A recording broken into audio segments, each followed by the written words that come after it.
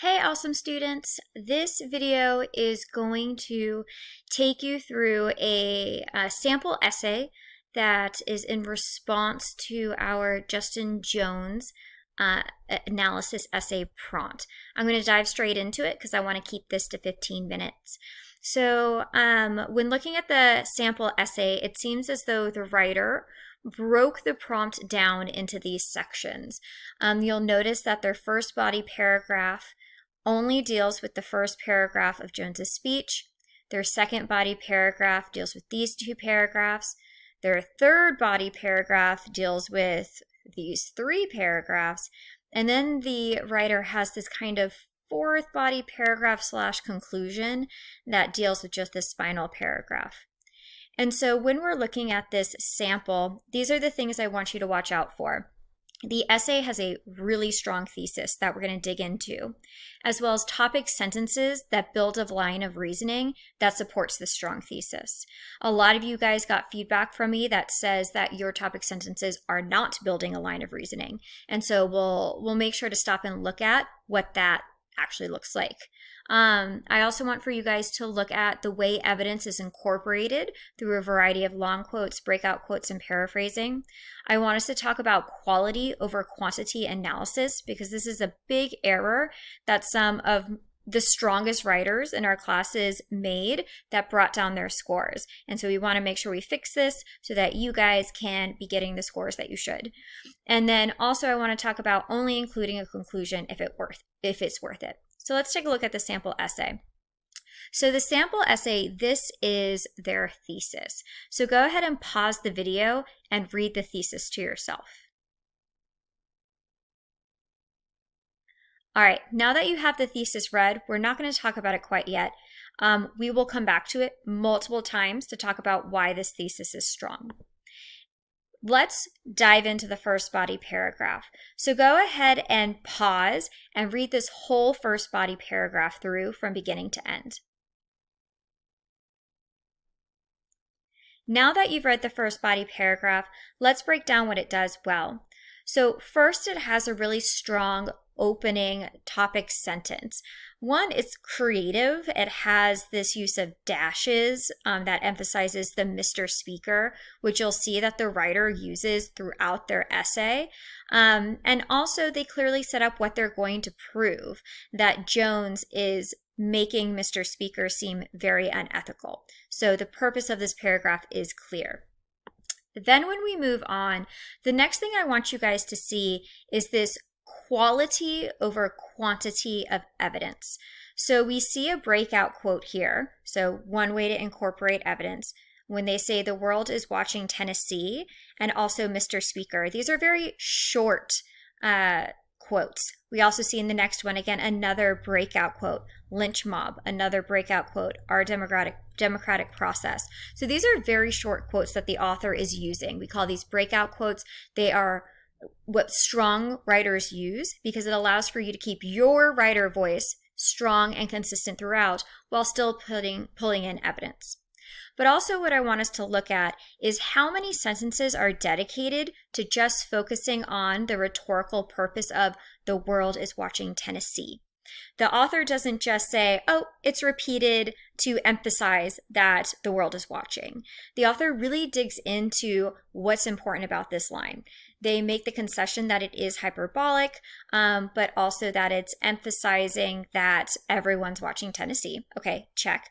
But then they don't stop there. They continue on saying, like, really digging into what this means. The nation wants to see if Tennessee is going to quiet those calling for gun legislation through extreme punishment. So it emphasizes this idea of extreme punishment, which will lead into their later argument that Jones is saying that it's unlawful punishment. And then it dives into why Jones is doing this. He wants the Speaker and the House itself to feel like they're being watched, to feel like their reputations are at stake. So we have multiple sentences here where the writer is digging into this single breakout quote. We then see them do that again where they dig into this use of lynch mob and the democratic process, and they analyze how this creates an either or reasoning where essentially Mr. Speaker is the bad guy and Jones is the good guy. And so we see multiple sentences digging into this breakout quote.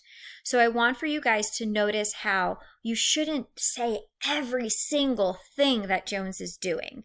Pick 2 things and then really analyze them and show how they work together for a common purpose that this writer or speaker wants to achieve. Now let's go back to the thesis.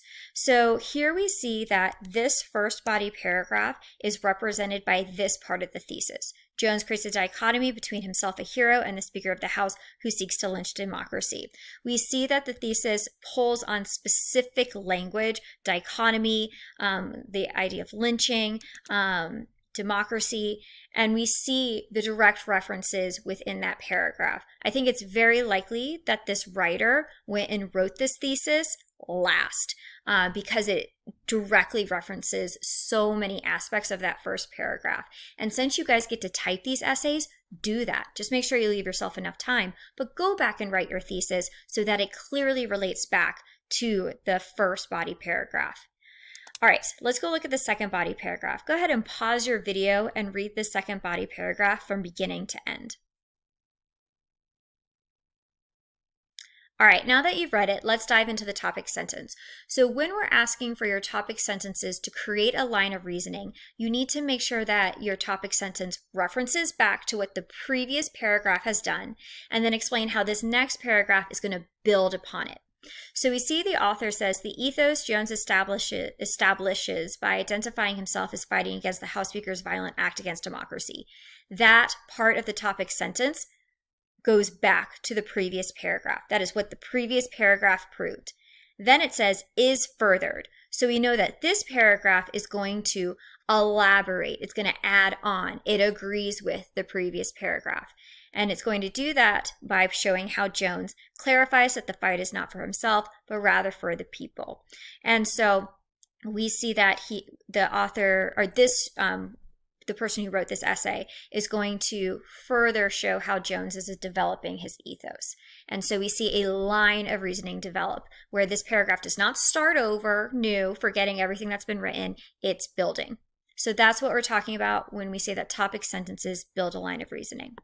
All right, let's move forward.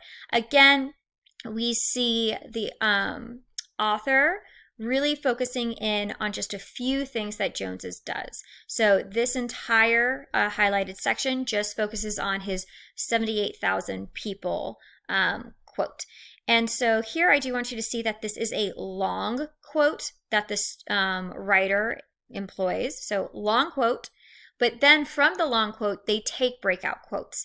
They emphasize the I from the long quote, and they emphasize the 78,000 people and constituents from the long quote.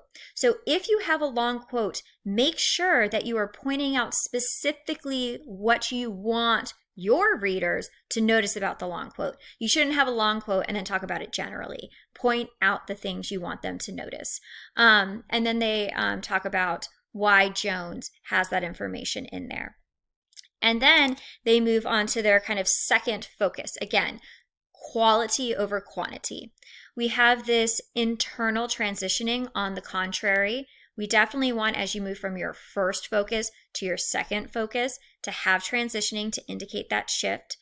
And so here this emphasizes that Jones is kind of bringing up a new point that is in contrast. So Jones is emphasizing that he's a hero representing his voter base, and then the author brings in another long quote, which they then pull out a breakout quote from.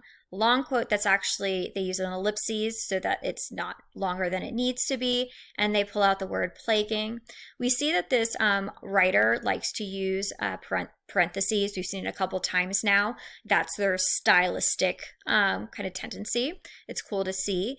And so they point out this kind of side note about the pandemic, and then they dive back into kind of how that supports his Jones argument. And then here they have a very clear wrap up as to what all of this that they've written about before, kind of the effect that it has. Jones essentially is painting himself as a martyr. All right, so now let's return to our thesis. So we see that that second body paragraph is represented in the thesis here by utilizing ethos to prove his actions represent his constituents. So we see here that the thesis directly relates back to the second body paragraph, especially its topic sentence. So we see a line of reasoning building that relates back to the primary claim of the thesis. All right, let's go look at the third body paragraph. If you could go ahead and pause and read this third body paragraph from beginning to end. All right, now that you've read this third body paragraph, I want us to really focus in on how, if you choose to analyze logos, you need to make sure you do it right. Analyzing logos is super hard, and if you don't feel comfortable doing it, then don't do it. But a lot of people chose to analyze Jones's use of logos, but when you went to analyze the logos, it was clear that maybe you didn't really know how. And so I wanted to definitely look at this example because this writer analyzes the logos really well. And so here again, we have a topic sentence that references back to the previous paragraph and then shows how this paragraph is going to add on. And they do that really well, really quickly. Then we go into, this is a cool organizational thing they do. I think because analyzing logos is so hard, they set up a really clear organizational structure of the two things they're going to analyze. And then they dive into analyzing Article 2, Section 27. And to do this, they point out how Jones has essentially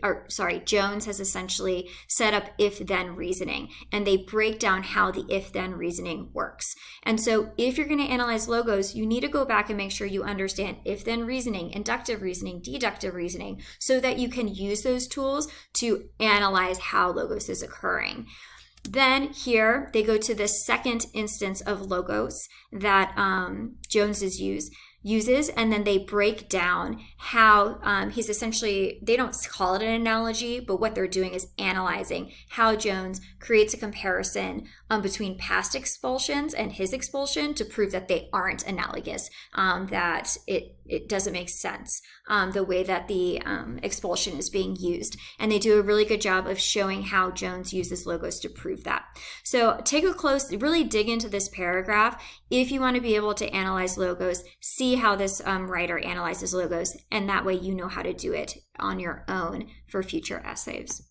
All right, again, we go back to the thesis and we see how the thesis also is representing that third body paragraph, utilizing logos to prove his that's a typo, his protest against gun violence are protected by law. And again, if you have typos like this, it's not going to hurt you. So don't worry about minor typos. They happen in timed writings. They're inevitable. And so we see that this thesis really does a great job of showing first, second, and third body paragraph. And so you want your thesis to do that. And really the best way to do that is by making sure you leave yourself time to write it after you've written your body paragraphs. And so the author also had this kind of fourth body paragraph conclusion. So go ahead and pause and read this from beginning to end. So now that you've read this, I want your takeaway to be that you should only have a conclusion if it's really worth it. If you don't have time to make a conclusion that's worth it, just end your third body paragraph conclusively. I have a final sentence there that kind of wraps it all up. But if you do have time to write a conclusion, it should kind of look like this one. So the writer does kind of just wrap up what they've proven in their essay. And a lot of student writers would just stop here. But the reason why this conclusion is actually worth it is because of this second part, where they bring in this kind of threat that Jones makes at the end and how it really ends on a rally cry for those who are going to support him. So this added part makes this conclusion really worth the time that the student took to write it. So keep that in mind. So ultimately, let's return back to the very beginning. Keep in mind a strong thesis and how it's represented by each of the paragraphs in the order that the paragraphs occur. Make sure that your topic sentences build a line of reasoning by referencing back to the previous paragraph and showing how this next paragraph is either going to agree or disagree. Make sure that you're using long quotes And if you use long quotes, make sure you're definitely using breakout quotes with them, or just use breakout quotes on their own. And also paraphrase. I didn't mention this, but a lot of paraphrasing is used in the logos paragraph. Make sure you're choosing quality over quantity and only have an conclusion if it's worth it. All right, guys, my video time's about to end. Thank you so much for watching, and I'll see you in class. Bye.